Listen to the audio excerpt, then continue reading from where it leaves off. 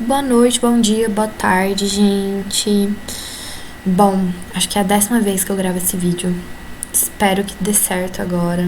Toda vez acontece alguma coisa e eu me embolo em falar e me empolgo, blá blá blá. E quando eu vejo, não falei nem metade de tudo que eu queria, mas bora lá. Bom, primeiramente eu preciso retomar alguns termos sobre sexualidade, algumas coisas que a gente já discutiu tanto na monitoria quanto no vídeo da aula gravado anteriormente. Então, o anterior a esse, porque não tem como a gente chegar na discussão de agora sem retomar algumas coisinhas. Então, a primeira coisa que eu queria retomar é o que é sexualidade. Por quê? Porque tem um senso comum de que estudar sexualidade, falar de sexualidade, é falar sobre coito, trepa-trepa, vupo-vupo, relação sexual. Então, a sexualidade, ela tá muito além disso. A sexualidade humana, ela tá muito além da relação sexual. A sexualidade humana, ela é expressão, ela é subjetividade, ela é relações. Então, ela é uma série de coisas, né? E para isso, a gente viu que durante muito tempo discussões da sexualidade ficaram ali retidas apenas em discussões em torno do sexo, dos órgãos sexuais e das genitálias, ou seja, do corpo, da biologia, da biomedicina, da anatomia. Mas chega numa hora que não é suficiente discutir as coisas puramente pelo aspecto biológico delas, e foi preciso surgir ali estudos de gênero. E gênero a gente viu que é uma palavra tecnológica que surge para romper com esses aspectos unicamente biologizantes e inserir discussões da sexualidade dentro do campo da cultura e da sociedade. Então, para além do aspecto unicamente sexual, biológico e genital.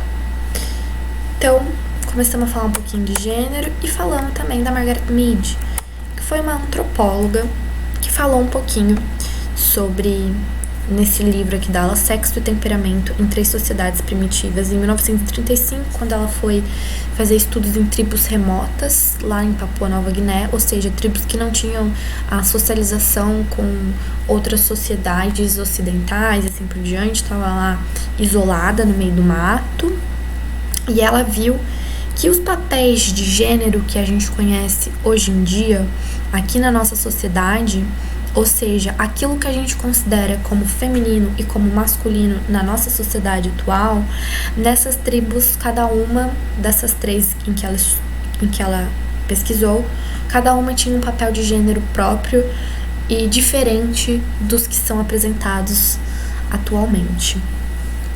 Então, o que ela pode concluir? Ela pode concluir que as características daquilo que é feminino e daquilo que é masculino, elas não são inatas, ou seja, elas não são naturais e elas não são relacionadas ao aspecto sexual do sexo biológico. Ou seja, não é porque a pessoa nasceu com uma vagina que ela necessariamente vai ter os aspectos femininos dos papéis de gêneros femininos que a nossa sociedade atribuiu. E não é só porque um menino nasceu com pênis e a biologia dele em torno daquela anatomia, daquele pênis, daqueles hormônios que virão com aquela genitália e tudo mais, não é só porque ele nasceu com aquele pênis que aquele menino vai ter os papéis da masculinidade que a gente vê hoje em dia. E quais são esses papéis, gente, da masculinidade e da feminilidade? Vou resumir brevemente algumas palavras. Se a gente fala em feminino, a gente pensa muito a menina ela tem que ser dócil, a mulher ela tem que ser comportada, a mulher não pode gritar, a mulher tem que ser paciente, tudo mais, né? E o homem, por sua vez, ele tem que ser viril, aquela história, né? Menino não pode chorar, o homem tem que ser duro, tem que aguentar firme, tem que aguentar o tranco. Apenas alguns exemplos, mas se a gente começar a conversar, muitos outros estereótipos são relacionados ao feminino na nossa sociedade e outros ao masculino. Mas o que eu perguntei pra vocês na última conversa, na monitoria, foi: e aí, galera, a quem serve esses papéis do masculino, esses papéis do feminino? E por que temos em nossa sociedade esses papéis do feminino e do masculino, né? Tão dicotômicos, tão separados, tão binários. Então, por que será? Vamos explorar um pouquinho as relações causais que estão no meio disso? Bora lá, então.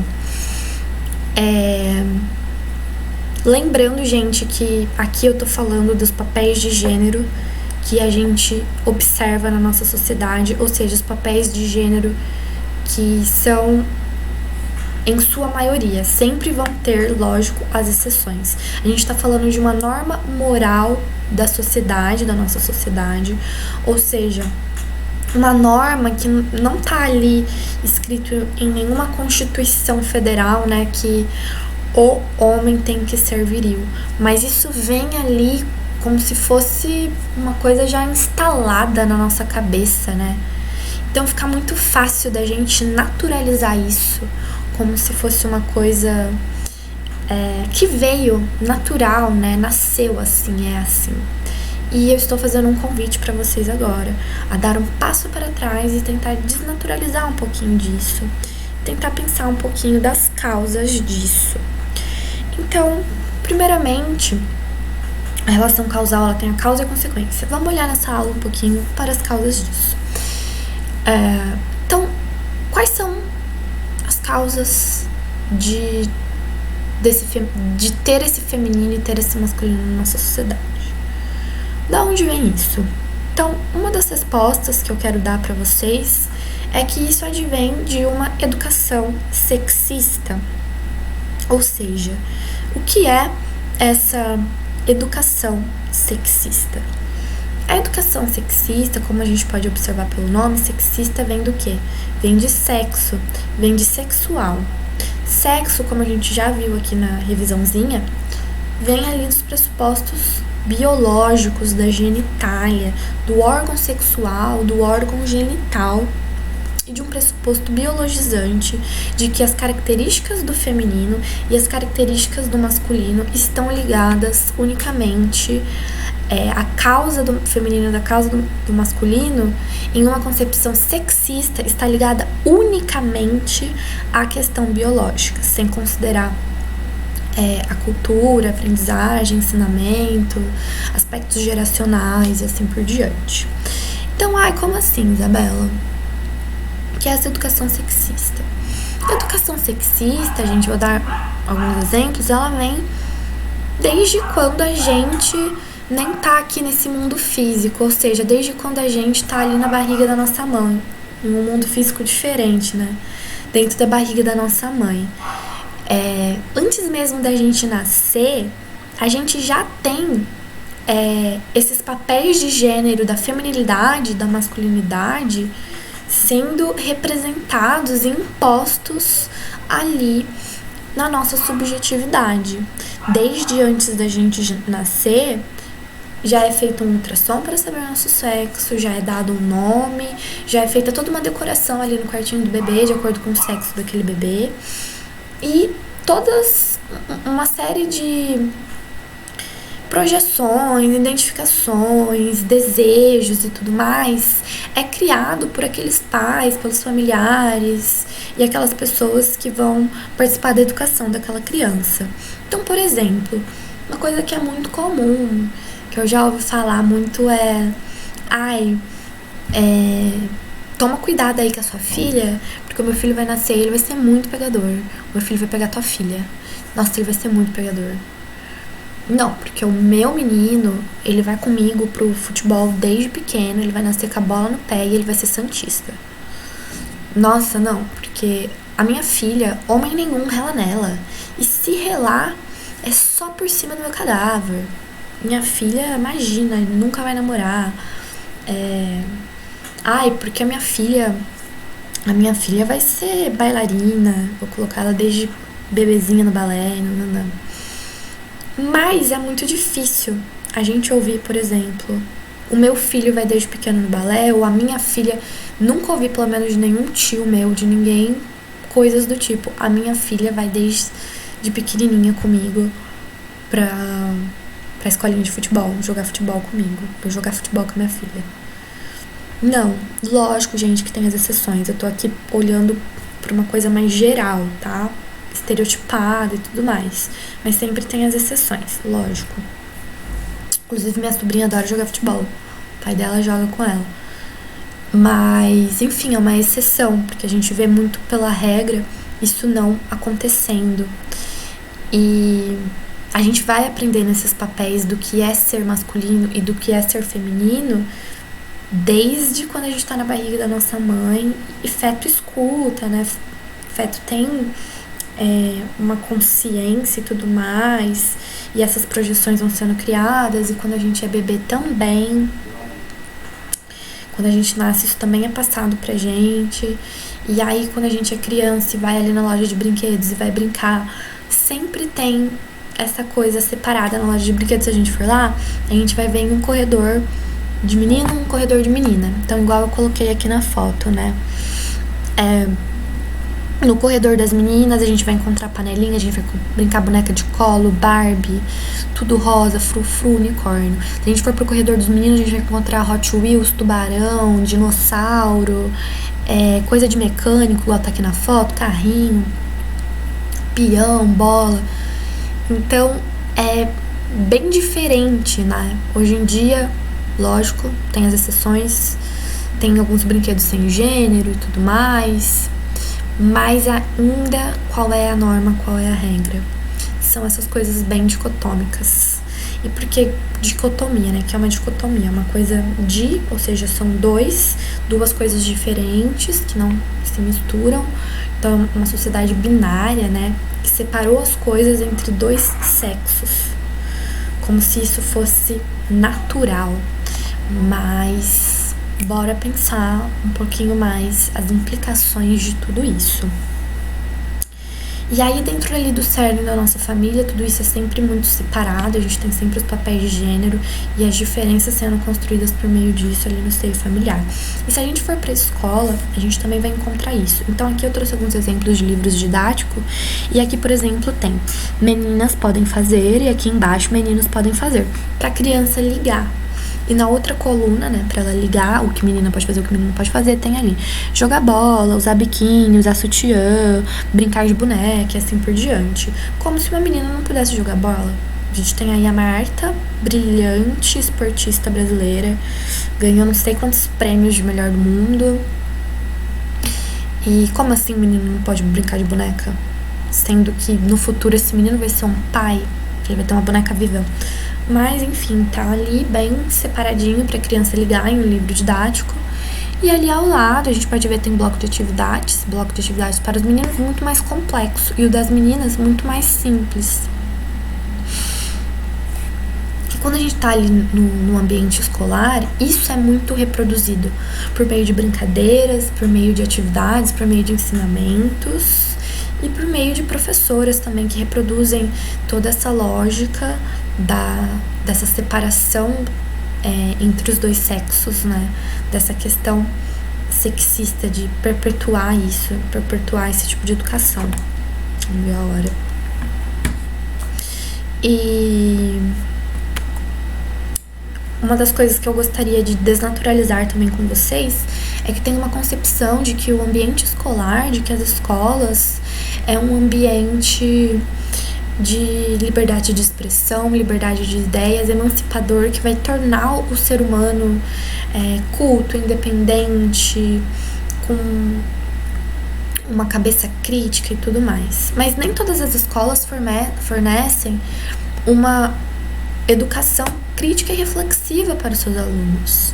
Muito pelo contrário, muitas escolas fazem um movimento contrário, fazem um movimento de inserir esses alunos nessa lógica patriarcal e sexista e também numa lógica eurocêntrica, racista e assim por diante, como a gente tem visto em outras aulas. Tem algumas outras aulas em que eu falo disso, que eu desnaturalizo esse papel da escola, né, pra gente ficar esperto que nem toda escola é boazinha. Né, tem muita escola que serve justamente para manter a classe dominante, né, para manter ali o proletariado no seu lugar e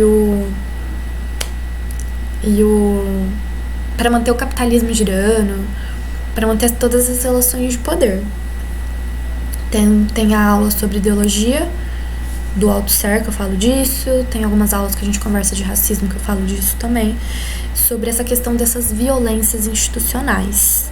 E eu tive uma matéria na psicologia sobre educação sexual, em que a professora, ela dá estágio nas escolas e ela dá formação para as professoras sobre como ter uma...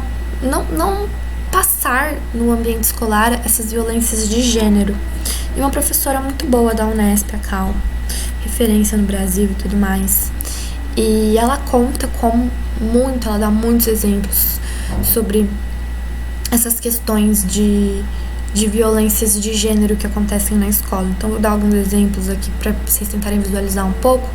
Quando, por exemplo, tem um menino e ele tá ali no parquinho, ele começa a cozinhar com a folha, com o barro, e começa a brincar de fazer comidinha e tudo mais. E aí chega ali uma professora igual uma arara, puta da vida, meu Deus, o que você tá fazendo? E reprime aquela criança, deixa a criança de castigo. E isso acontece muito. Inspetora e tudo mais. Sei lá, às vezes a menina também quer brincar com um amigo, quer brincar de uma coisa que a nossa sociedade relaciona ao masculino, e aí a menina não pode brincar com aquilo, e chega lá a professora e reprime e tudo mais essa criança. Então isso vai cerceando, vai cercando essas subjetividades, essas potências de serem construídas, de serem desenvolvidas. E isso pra mim fica muito nítido em algumas escolas, em algumas instituições, em alguns casos em relação aos esportes, por exemplo, sobre como os meninos muitas vezes são muito mais desenvolvidos na área do esporte e as meninas menos. E isso é muito atrelado a uma coisa natural, né? Mas menino tem mais músculo, menino joga mais mesmo. Sim, mas meninas também são capazes de jogar tão bem quanto e de se desenvolverem, de jogarem muito bem, mas muitas vezes elas não são estimuladas e desenvolvidas em relação a isso. E isso pra mim ficou muito claro na minha infância, que pelo menos em muitas escolas em que eu estudei, os meninos ficavam na quadra jogando no intervalo. A quadra era sempre dos meninos, eles sempre estavam jogando futebol e sempre estavam lá. E era uma escola pequena. Eu já morei em muitas cidades, né? Por causa do trabalho do meu pai. Então, em muitas escolas acontecia isso. E as meninas ficavam, sei lá, sentadas, a gente fazia outras coisas. A gente brincava de card, dançava, brincava de rebelde, enfim, fazia outras coisas que são mais... E os meninos ficavam dominando as quadras. E aí tem muito essa concepção, né? Essa diferença dentro dos esportes e tudo mais. E isso é muito justificado por meio da biologia, né? Por meio dos hormônios. Mas é porque o menino tem mais energia, né? Afinal de contas, o menino tem mais energia. A menina sempre vai ser mais calma. O menino sempre vai ser mais terrível, vai ter mais energia, mais tesão, né? Quando chega ali na adolescência, o menino, ele tem mais desejo sexual, ele é mais pegador, ele é mais pegador, ele tem mais vontade, ele se masturba e ele faz mais essas coisas. Mas por quê? Por causa que ele é menino, por causa dos hormônios dele. Menina não tem menos hormônio, imagina, menina nem tem vontade, né? Homem tem muita mais vontade de sexo que mulher. Então, isso é relacionado ao fato dessa visão sexista, né? Isso é passado na adolescência, como eu tô passando agora para além da escola, da idade escolar, para quando chega na adolescência também, né? Nessa questão da educação sexual, da masturbação. E aí, imagina, é muito normal na casa das famílias, fazem piada, né, sobre isso, tipo, você tá ficando muito tempo no banho, e nanana, pro menino, e isso é zoado, e isso é até respeitado entre os pais. Mas vai uma menina falar sobre masturbação, eu não sei nem o que acontece. Acho que dá um infarto ali na avó e na mãe. Porque imagina, a menina, ela não pode nem sonhar com essas coisas, né? Ela não pode nem sonhar em namorar, em trazer um namorado, paquerar, quem dirá em ter vida sexual. Então, as estimulações são diferentes, os traços são diferentes. E isso é educação sexista. É separar, é ter uma visão sexista que separa, dicotomiza os sexos entre dois e define esses papéis de gênero que serve a uma determinada ordem, né? E dentro da escola, dentro da família, das religiões, sempre tem essa visão sexista vigente, que predomina na nossa sociedade e acaba promovendo desigualdades e assim por diante. E aí, gente, eu gostaria que vocês pensassem um pouquinho sobre isso, né? Aqui tá escrito: a mentalidade de que a mulher se constitui como um ser inferior ao sexo masculino mediante aos fatores biológicos determinantes, aliadas às teorias de cunho social que se utiliza de bases biológicas ou religiosas para justificar as opressões ao sexo feminino, com a finalidade de manter vivo o sistema capitalista patriarcal, é uma visão que ainda predomina em nossa sociedade. Então eu queria que vocês pensassem sobre os perigos que é explicar as coisas com base nesses fundamentos puramente biológicos em relação ao sexo e ao gênero. Então vou dar um exemplo de uma coisa que eu já escutei. Eu trabalho às vezes de recepcionista em alguns eventos. E aí um chefe meu uma vez começou a conversar comigo e a falar que ele tinha várias namoradas além da mulher dele. E aí eu olhei pra ele e perguntei, né? Eu virei e falei assim: então já que você tem várias namoradas, caso você entende que... E ele falando que ele amava muito a mulher dele, mas que ele tinha várias namoradas. Eu virei pra ele e falei assim: então você entende que caso ela tenha um outro namorado, ela também não vai deixar de te amar. Vocês vão ter um amor mesmo que ambos traiam. Aí ele virou e falou assim: mas é claro que não. Se algum dia eu descobrir que ela tá com outro namorado, eu nunca mais vou olhar na cara dela. Isso é um absurdo. Vocês, mulheres, têm que entender que nós, homens, temos hormônios, que nós, homens, temos um apetite sexual muito diferente do apetite sexual da mulher. Isso é biologia, isso tá no corpo. O homem e a mulher têm hormônios diferentes. Então, se ela estiver me traindo, ela vai estar indo para além do que é natural, para além da ordem natural das coisas. E assim, era meu chefe, né? Ele tava me contratando ali num evento, e aí eu fiquei olhando assim pra cara dele, com cara de paisagem, engolindo o sapo, porque eu precisava ganhar dinheiro, mas enfim. Tem muitas justificativas com base nisso na nossa sociedade, e isso é muito perigoso. Então, eu gostaria agora que a gente conversou um pouquinho da onde vem isso, de uma maneira mais, assim, gostaria que vocês vissem isso no cotidiano, né? Passassem a reparar essa educação sexista no cotidiano, como isso ocorre no nosso dia a dia, na nossa formação, e como a gente mesmo reproduz. Até a gente que tem uma visão mais reflexiva, crítica, acaba reproduzindo muito esses papéis de gênero, porque é uma coisa que tá tão ali, né? Uma almagada, sabe quando junto? Da sociedade, tão intrínseco ali, né? Mas enfim, quis mostrar um pouquinho disso no cotidiano, a educação sexista, como ela se apresenta no cotidiano.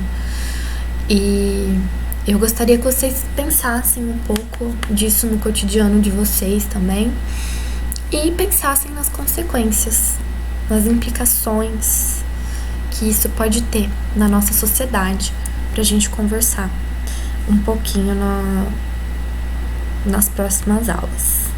Então é isso, muito obrigada e até a próxima.